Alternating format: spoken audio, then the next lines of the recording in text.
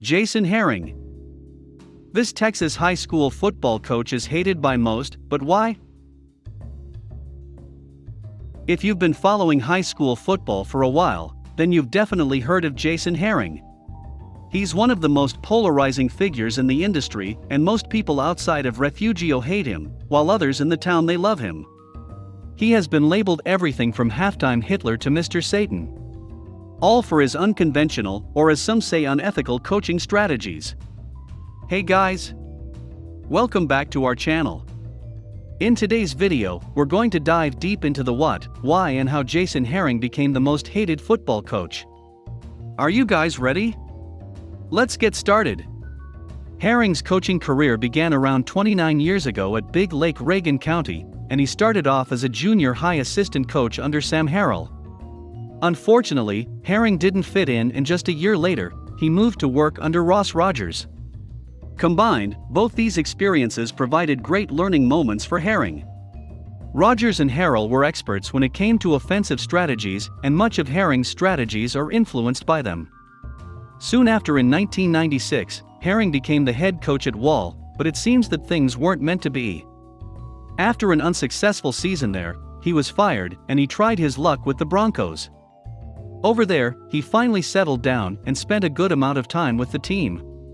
He was promoted to head coach in 2000, and in the same year, he won his first ever state championship. Herring loved being a part of the Broncos team, but small-town politics got to him, and he felt forced to leave. In 2007, Herring said enough is enough and moved out of West Texas to a small town in South Texas, Refugio. This football-crazed town is filled with 2,900 competitive citizens who are hungry to win, and Herring was determined not to let them down. Till then, the Bobcats had only made it as far as the regional semifinals, and they hadn't made it to the state championships in more than 20 years. They were desperate to get their glorious title, and Herring was ready to get it with them. However, despite their determination, the Bobcats had no such luck.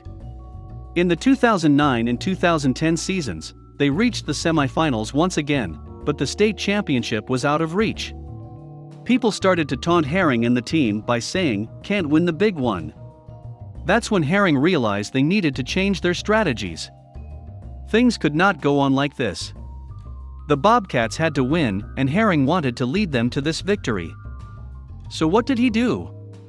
He decided to break the unwritten rules of football, and he decided that instead of pulling the starters out in the third quarter, he would keep them in. The starters were going to play 3 quarters in every game despite the score. And just as he had expected, Herring's plan worked. He started to get mind-blowing results. When the Bobcats opened district play, they dominated the game with 48-0. And this was just the start. In the next game with Coffer, it was 82-6, and then 91-6 against Freer, 73-0 against Fremont, and then finally, 74-0 against Santa Gertrudis Academy. The Bobcats cruised through their playoffs, leaving everyone else baffled.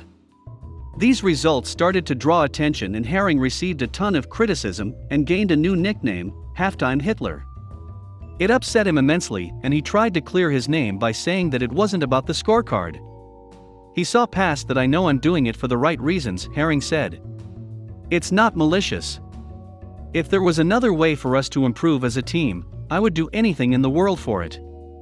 But I can't fix this." Many other football coaches took this personally, and they were completely unsympathetic to Herring's tactics. They found it lowly, and Coffer's coaches refused to shake Herring's hand after the game. On the other hand, Freer's coach called it unethical and was heavily against it. He went as far as to say that, even if they win it all, they're going to win it without honor. As a result of all this, Herring started to receive a lot of hate. Many opposing teams sent him death threats and called him Satan. Herring said that despite all the success he was getting on the field, he was miserable off the field. It became the toughest season in his entire life. He said, "They were just choosing to look right then in the moment, and not even take the time to understand the reason. There were 4 years on record where I had already done what you're supposed to do. I didn't just all of a sudden become Satan. I was to a point where I had to get over the hump." The Bobcats won the state championships with a perfect 41-0, and the win rejuvenated the starved fans in Refugio. Not just that, it also helped Herring keep his job as head coach. While many people feel that Herring is a bully with no honor, there's another side to Herring that they choose to ignore. The man is always saying that he loves kids, and he loves working with them, getting involved, and helping them reach their full potential. After winning 2 more state championships, Herring's around-the-clock approach changed, and he realized that there was more to life than winning football matches for yourself. "I've always been crazy, wired, and focused on the task at hand to a fault where I thought I had to do everything," he said. "That's just the way I was raised. You do everything for yourself. When the hurricane hit, I didn't have a choice. People were fighting for their lives. There were very basic needs like mattresses and water and food. All of a sudden, I was pulled 10,000 ways right at the start of the season. What I did is I just took my hands off the wheel and let the staff do 90% of it, and I tried to help people. The hurricane forever changed me."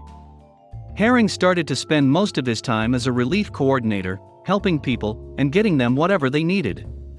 According to Kobe Herring, it showed how much he really cares about people. He's willing to take that extra step and go seek out help for anyone who needs it. Circumstances change the way people behave, and Herring's circumstances initially forced him to use unconventional strategies so that he could keep his job and continue working as a head coach. However, the destruction caused by Hurricane Harvey gave him perspective and showed him the things that matter the most. So now, we have a question for you guys. What's your final take on Coach Jason Herring? Do you empathize with him, or do you hate him like many others? Tell us your opinions in the comments below. With that said, that's all that we have for you guys today. Thank you for joining us. We hope you got the answers that you needed. Before you leave, don't forget to hit that like button and subscribe for more content from us. Until next time, see you later. Bye. The Refugio High School football team has been on the road mainly due to some much-needed repairs to their home field, Jack Sportsman Bobcat Stadium. These damages were caused by Hurricane Harvey in 2017. Badly needed repairs forced Refugio to play the entire 8-game regular season, varsity schedule, and all other sub-variety games on the road. And then the COVID-19 pandemic added more devastation. The COVID-19 pandemic had an effect on everyone in different ways. Coach Jason Herring was especially affected. The Refugio coach, whose team was 8-0 and ranked number 2 in Class 2A Division I, mentioned that the COVID-19 protocols made everything harder. Coach Herring said, quote, "Everything is harder during COVID-19 just from watering the kids, sanitizing when lifting weights." End quote. He added the quote, "And have we are on game 9, but it feels like we are on game 29. I'm worn out, but our kids have handled it really well. Our kids have been through so much. They went through Harvey and didn't play any home games, and our kids are just as resilient as they've always been. They've been really good during the open weeks of working hard and using them to be productive." End quote. According to Melissa Gonzalez, quote, "With everything we are going through in football is a way of pulling us all together. When we don't have that opportunity to gather in support of it can be discouraging." Gonzalez added the quote, "The contract stipulates the stadium be ready for use by August 1st and completely finished by August 19th. The field will include a brand new track and field practice area and will hold graduation ceremonies. Football is everything for the community, especially after Harvey and the coronavirus pandemic. The community is looking forward to watching their Refugio Bobcats continue to be the best high school in Texas." Coach Jason Herring is very excited to get started playing in the new and improved Jack Sportsman Bobcat Stadium in August 2021. Thank you for watching. Until next time.